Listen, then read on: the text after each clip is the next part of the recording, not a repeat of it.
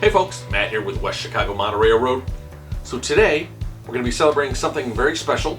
We've met and surpassed the 500 subscriber mark on this YouTube channel.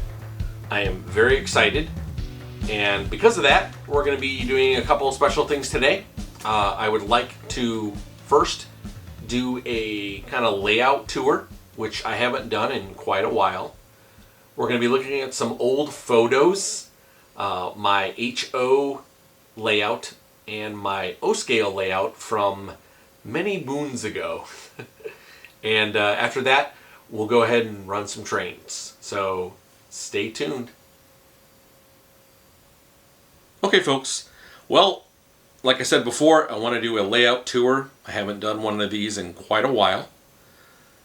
A lot of things have changed on this layout since I last did a layout update, which may have been 2 years ago. I'd have to double check the dates. But I apologize for any kind of if the camera's a little shaky. I am doing this freehand instead of on a tripod because I want to be able to kind of show you all the little cuts and corners of the layout. So let's actually just get started here. I'm going to start on the south side of the layout. Over here we have a U.S. Post Office. This is from Woodland Scenics. I have a Sprecher Beverage Company. That is from Menards. Right next to that is a Chicago Northwestern Train Shed. That is Menards. There's a Menards water tower. If we scroll this way a little bit, we have a new piece, the County Suites. And this, what used to be there, was a first generation Menards firehouse. But I wanted something a little bit bigger. And I saw this and I kind of just had to have it. I really like it. I think it actually fits on this side of the layout quite well. And I'm enjoying it. It's got a lot of lights. It stands out on this side of the layout pretty well. So I'm really happy with it. So if we scroll up a little bit to the front, we're going to see my kind of like front long train station. This is the Melrose Park little train station. That is, you guessed it, from Menards. I'm going to be saying from Menards quite a lot in this video, just so you know. So this is my train station, so to speak. It is. I really like train stations, so this is why I kind of dedicated a lot of time to building one in the front of my layout. It's also why I probably have 1,000 figures. I like figures on a layout. I think they add a lot of realism. So yes, you will be seeing a lot of figures, especially in the front here. This is the train station from, you guessed it, Menards. This piece is several years old, I believe. I don't remember exactly when. It may have been part of their first generation of buildings. This is a K-Line Super Chief Diner. Got this, I think, last year on eBay, brand new out of the box. It does smoke. It does play music sounds as well. I don't use those two items all that much, but I do like the sign, and I do like the little, it's a cool little diner to have on your layout, right? This is kind of like my downtown area. So I have my Woodland Scenic Theater playing Gone with the Wind. This is another Menards piece. It's their Lionel Trains slash Menards hobby shop. Let's see if I can kind of get in there, kind of show it to you.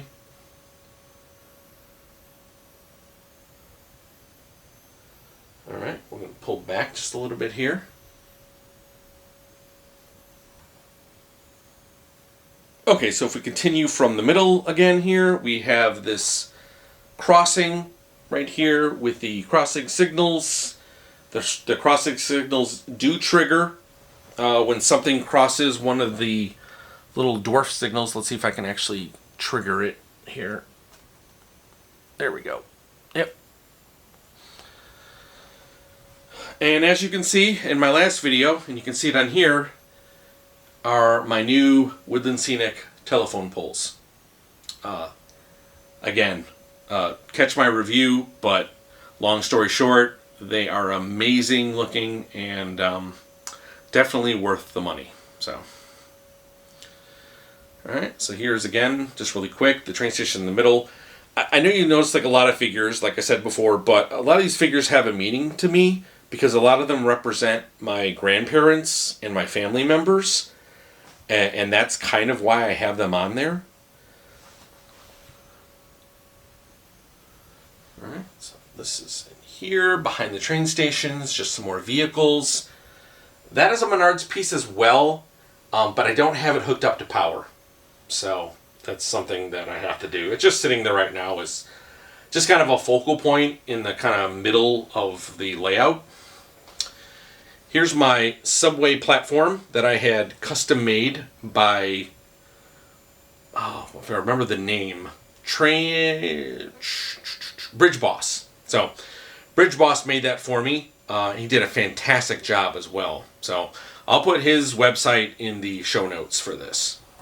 Here's a little streetcar, a little out of place on the subway platform, but that is actually a Chicago streetcar, and so I keep it up there for, again, just sentimental reasons. I like to have it on the layout. Sometimes I move it to the bottom as well, but I have the little Santa Fe 060 steam engine there right now. So,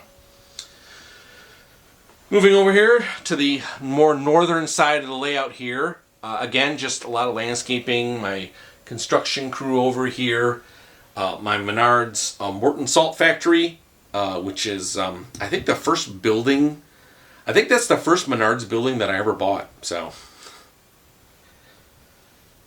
again, just, some scenery, and I think these are my Cub Scouts, Girl Scouts over here camping out. Just got a water tower over here. That's a Woodland Scenic water tower. And if we back up just a little bit, you can kind of see more of a outstretched version of this side of the layout. So, again, this isn't a very large layout, and I totally get that, but it is, it's I do what I can with it. So it is two 4x8s crossed in like an L shape, but then I also extended out. I have like a 1x5 here. 1x8, and that extended the layout another foot, which allowed me to put an 048 curves in here as well as an 036 inner loop here, which gave me a lot of room to kind of like just run whatever I wanted to. So really happy with that setup. It's been working ever since. Could I extend it out like another here? Sure, but then you start running into a situation where it's going to be hard to reach over the layout. And one of the things, unfortunately, that I wish I would have done differently, and this just has to do with more space requirements than anything, is that, as you can see, I can't really get back there. This layout on the west side and the south side are flush against the concrete wall of the basement. So if I need to get back there, I need to kind of get up on the layout or get some kind of reaching mechanism to, to grab whatever cars come off. Now, luckily, I don't really run into too many problems with things stalling there or getting off the rails. So thank goodness for that. But if I could pull this out, I probably would, and it's something I'm actually thinking about doing, is actually pulling it off. That way I can get over there, and as well is I'd really like to kind of paint the wall.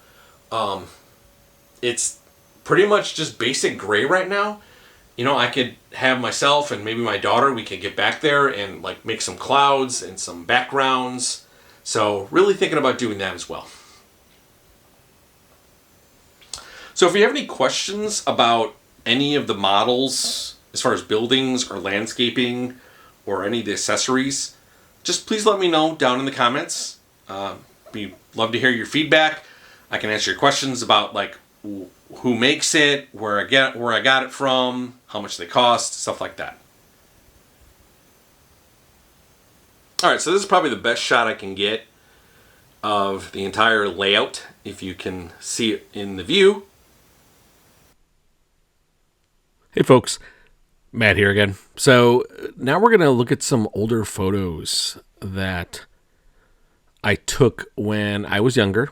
The first set is just a few pictures of my HO set when I was I believe I was in grade school. So these are like from the 80s, late 80s. And then I have some pictures of my first O-scale layout, and actually some of the first O-scale engines that I ever purchased. They were both from two sets. There was like a Union Pacific freight set, and then there was a Santa Fe passenger set. And these were kind of like the so-called ready-to-run sets from the 90s. So I'm not going to dwell too much on them. You can always pause the video if you want to take a look at the picture a little bit better. Keep in mind, again, there's no digital form of these photos. These are all Polaroid or just, standard photos that I scanned into my computer, and then I obviously tried to clean them up as best as I could, and then just kind of fit them in the video here. So please enjoy. Okay, so here's the first shot. This is my HO layout. There's my Great Northern steam engine. In the back are some, looks like passenger cars. There's a trolley on the left you can see. And then there's like this diner I had. I don't remember if it was like a circus diner or something, but I always remember that diner. A larger shot of the HO scale layout. One big loop, and then there's two like smaller inner loops. And I had a really cool crane car with a boom. Yeah. Good stuff. Here's a kind of a front of my Santa Fe, my Great Northern, and then my little trolley, and then some various passenger cars and rolling stock. And this is the last of the HO. I know I have more pictures somewhere else, but I'd have to look for them. So this starts the O-scale layout. That's my Santa Fe, part of my Santa Fe set. It was like one FA and then like 3 passenger cars that you got with it. So, and then I bought the non-powered engine as well. It's kind of a corner shot of my cooling tower, and then as you can see, the tubular track, which was what came in these sets, right? The first set I bought was a Union Pacific. I bought that myself, and then I got the Santa Fe for Christmas one year as a gift. And there's the Santa Fe with the non-powered A pulling the freight, and I guess I have the steam pulling the passenger cars. So I guess I was like, changing things up, I guess. So another part of the corner of the layout to the other side. So I had like a little turn right there. Again, just, keep in mind I was at a limited budget. I was, in my 20s, and I kind of like bought what I could. My little landscaping, the beginning of my landscaping here. It was okay for what it was. I tried my best. Lots of trees. I think I still have some of those trees, actually. So here's the end of one of the layouts. Of the O-scale layout. Again, you can see the observation car of the Santa Fe passenger set right there on the inner loop in the back. A picture of the AA set. It came with an A and 3 passenger cars, but I bought the non-powered A to go with it. And there, you can see there's a little figure there as well. I think I still had that figure, actually. I think I still have a lot of these figures. Really cool front shot of the Union Pacific steamer, and then the Santa Fe. I think it was the FA or FT. I don't remember what they called it in the set, to be honest with you. And there's some figures as well. So it's kind of more of a like a far away shot. I love this O-scale layout. It was very cool. It was the first time I ever had anything like this, like that I've did myself. Again, just a kind of a corner shot there that I did. You can see there's a lot of trees in the background. And this is like, I think before I started laying down, see here you can see I started laying down some kind of like stones to kind of simulate like ballast on the track. So, and that was the Union Pacific. That was the first set I ever bought myself. Like, that was my first Lionel set ever. There's a little put together barn, and then I think that's like a Illinois State Trooper car. Wish I could find that car. I think I have it somewhere. Just a little like photo shot, some figures and the steamer in the background, and the Santa Fe kind of coming around the bend. I enjoy taking pictures of this. So, and just a little closer shot of the steam engine and the passenger set. So, I don't believe I have any video recordings of this, but like I said, I was able to find some photos of it. So that about wraps up the photo reminiscing for today. I really enjoyed taking all of these photos here. They were all taken by me at various times in my life. And, it kind of shows you how deep I've been into model railroading, starting from HO and then moving over into O scale in my 20s. And unfortunately, there was a big, after my 20s, in my late 20s, I did take a big break, and I didn't get back into it until I was in my, 40s, unfortunately. But that's okay. I think that happens to a lot of people. But just really fun times. I'm gonna see if I can find some more additional pictures, and then I'll probably have those like in the 1,000 subscriber celebration video, I hope. But I appreciate you guys watching, and stay tuned here because we're going to be running some trains.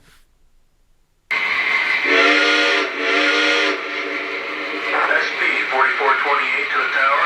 Station work complete. Ready to head west. Can I pull? Over. Timers are running on the plant now. You're the next move. Out.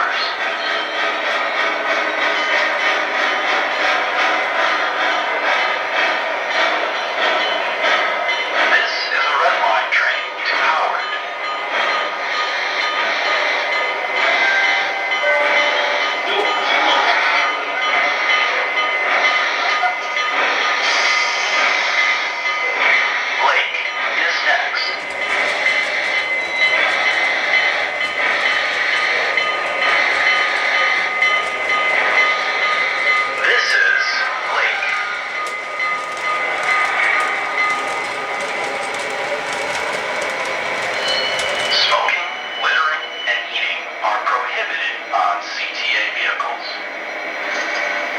Excuse me. This is a Red Line train to Howard.